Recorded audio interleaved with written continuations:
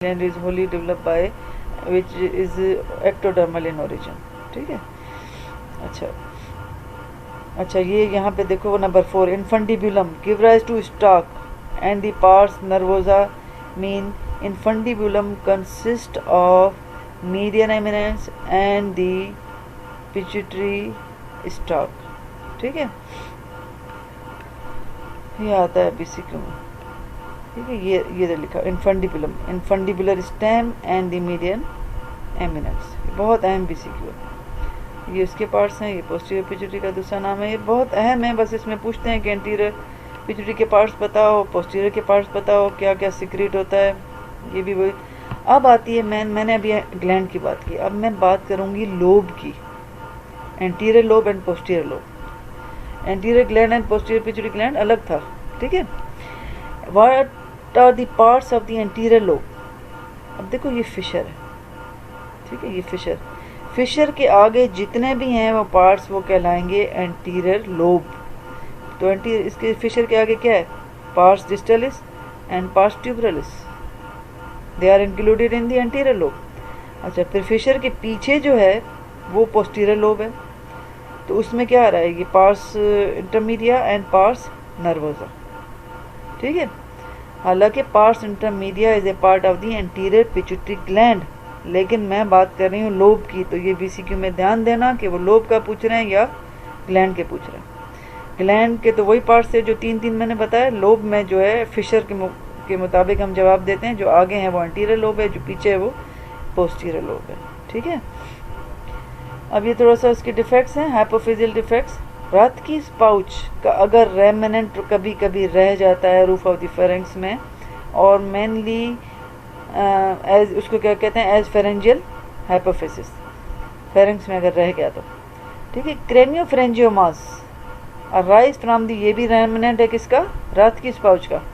और ये देखो, they may form within the sella turcica in pituitary fossa या पिट्यूटरी स्टॉक की उसमें होती है। ठीक है, इसकी वजह से क्या होगा क्रेनियोफ्रेंजियोमास, क्योंकि इसके दोनों साइडों पे कैवर्नस साइनस से प्रेशर पड़ता है, it causes the hydrocephalus and the pituitary dysfunction. कौन से dysfunction, diabetes insipidus and growth failure.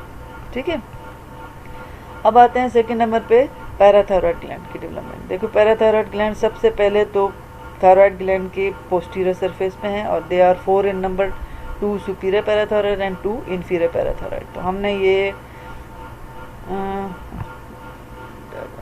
Inferior parathyroid, चलो पहले थायरॉयड पढ़ते हैं, ये थायरॉयड की डेवलपमेंट पहले आई है। ठीक है, अब हमने टंग की डेवलपमेंट जो हमने पढ़ी थी हेड एंड नेक में, जिसमें हमने कहा था फर्स्ट फेरेंजियल आर्च से 3 एलिवेशन आ रही हैं, और फिर बकिया से ये एक मीडियल एमिनेंस आता है जिसके 3 पार्ट्स हैं।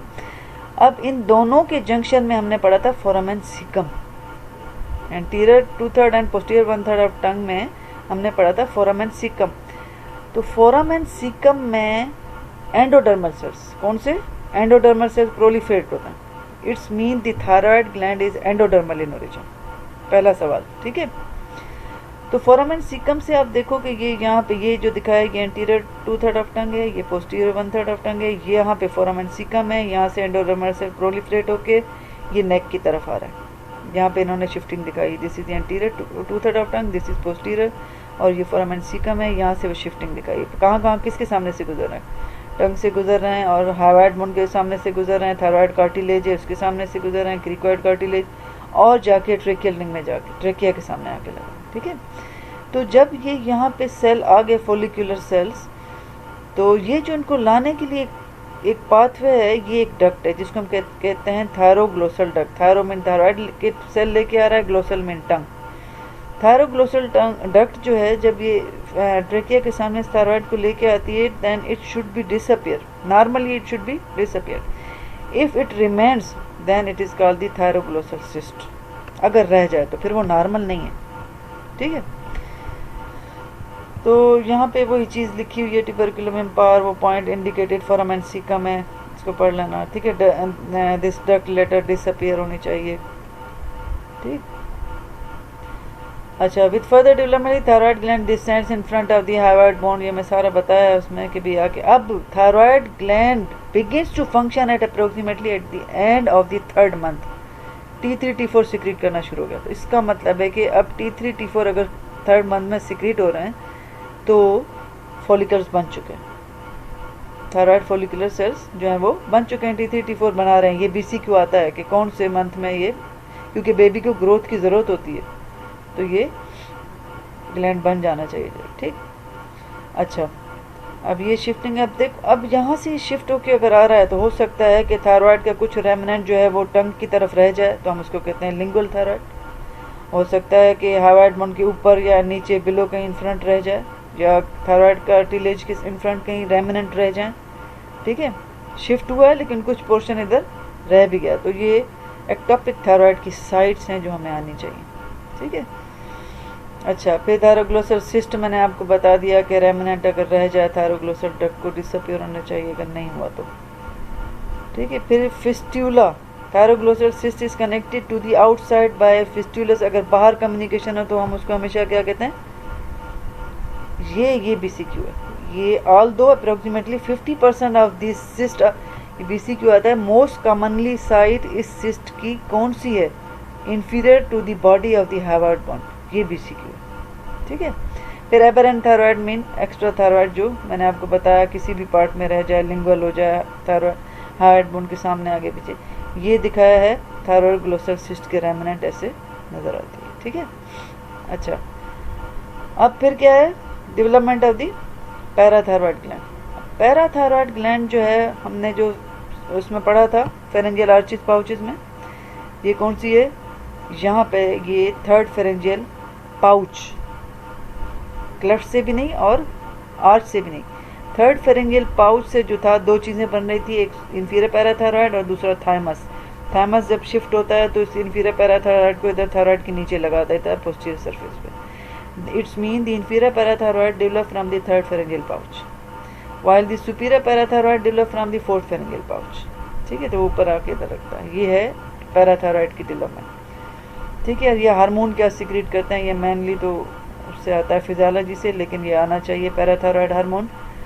पैराथायरॉयड ग्लैंड क्या सिक्रीट करता है, पैराथायरॉयड या पैराथार्मोन हार्मोन। ठीक है, ये एक इसमें एक BCQ आता है कि कैल्शियम की लेवल को बोन से मेंटेन करता है, ये ऑस्टियोक्लास्ट के थ्रू, किसके, ये BCQ एक आता है, कौन से सेल को एक्टिवेट करके करता है, ऑस्टियोक्लास्ट। ठीक है, फिर लोकेशन हमने ये सारा इसका पढ़ लिया अभी, तो ये भी वही है कि डेवलप कहाँ से हो रहा है। अब inferior parathyroid is more variable in position, क्योंकि वो नीचे खींच के आ रहा होता है, तो हो सकता है वो कहीं भी रुक जाए, तो वो हो सकता है with in the thyroid capsule में हो, below the loop of the inferior thyroid artery, outside the capsule के भी हो सकता है, above the loop of the artery. ठीक है, with in the substance of the thyroid gland भी हो सकता है, क्योंकि उसको थाइमस जब नीचे खींच के आता है तो हो सकता है वो अपनी असली जगह पे ना आ सके।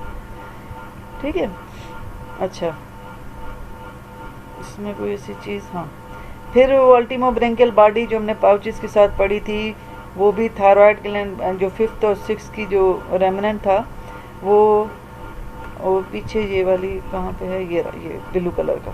ठीक है, तो ये जो इस पाउच से बन रही थी ये भी थायराइड ग्लैंड में चली जाती और ये क्या बनाती थी, this is the ultimobranchial body, और ये क्या बनाती थी, पैराफोलिकुलर सेल्स, जो कि थायराइड में सेल्स होते हैं, जो also called the C cells. ठीक है,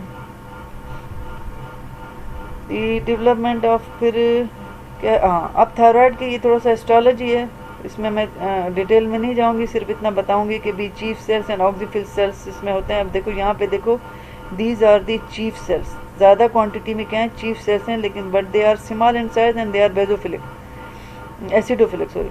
और ये जो ऑक्सीफिल सेल्स हैं ये क्वांटिटी में कम है लेकिन साइज़ में बड़े हैं, तो इस तरीके का एक बेसिक ये देते हैं एस्ट्रोलॉजी में। ठीक है, फिर हमें पता है कि ये क्या क्या सिक्रीट करते हैं, चीफ सेल्स जो है सिक्रीट दी सेल कार्ड दी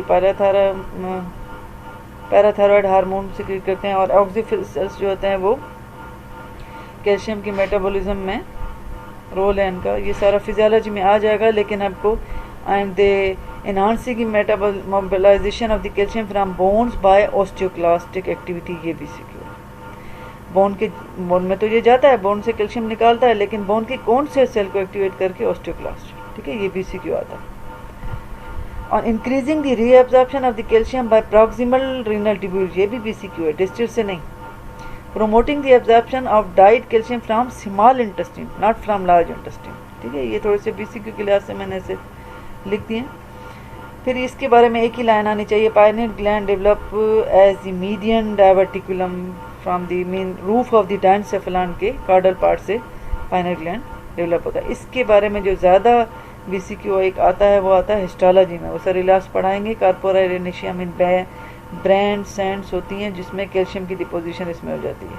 ठीक है, थैंक यू बेटा।